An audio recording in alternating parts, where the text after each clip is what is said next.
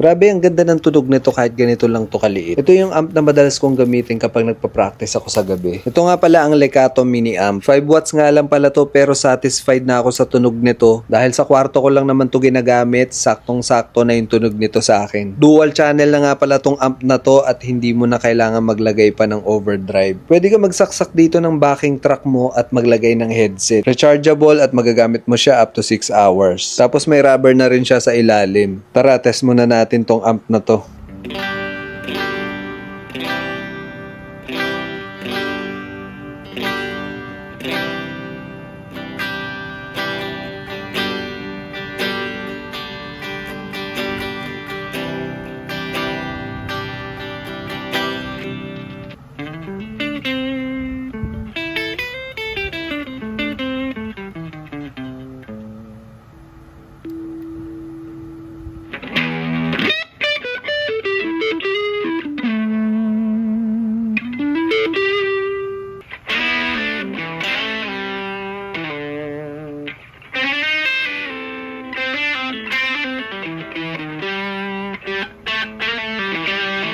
Kung interesado ka, ilalagay ko lang yung link dyan sa yellow basket. Salamat!